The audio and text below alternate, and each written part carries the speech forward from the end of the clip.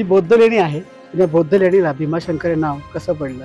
अतिक्रमण आहे, ते धार्मिक अतिक्रमण आहे. पण या लेणीला भूत लेणी नाव देण्यात आलेलं आहे. हं. आणि विशेष म्हणजे इथे हसायला येतं की इथे बोर्ड सुद्धा लावलेला आहे की भूत लेणी. पण हे बौद्ध प्रतीक होतं. शंकरांचं प्रतीक कोरण्याचा प्रयत्न केलेला होता. इथे स्तूप येणार होता, पण तो स्तूप अपूर्ण राहिल्या कारणाने सोडून दिलेला होता.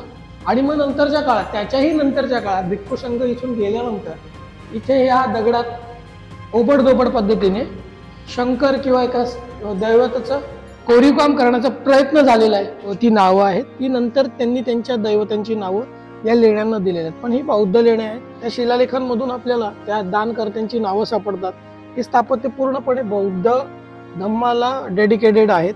जुन्नर या रिजनमध्ये 450 लेण्या होत्या, ज्या पूर्णपणे स्थविरवादी मान्यतेच्या होत्या. तिथे शिल्प आहेत, त्याचं कधी देवीमध्ये रूपांतर करण्याचा कधी प्रयत्न झाला होता या लेणीवरती? हा, ह्याच्यामध्ये नंतरच्या काळामध्ये जैनांनी त्यांच्या आपल्या मान्यता ज्या आहेत, ती अंबा आणि अंबालिका ज्या आहेत त्या नंतरच्या कोरलेल्या आहेत. ते प्रयत्न झालेले आहेत.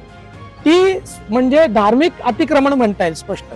म्हणजे जैनांचं ते धार्मिक अतिक्रमण आहे नंतरच्या काळात. तर अशा बौद्ध लेण्यांवरती अतिक्रमण, धार्मिक अतिक्रमण खूप झालेली आहेत. तर जे सुज्ञ आहेत त्यांनी तरी आत्ताच्या काळामध्ये शिक्षित आहेत, त्यांनी तरी ते टाळलं पाहिजे.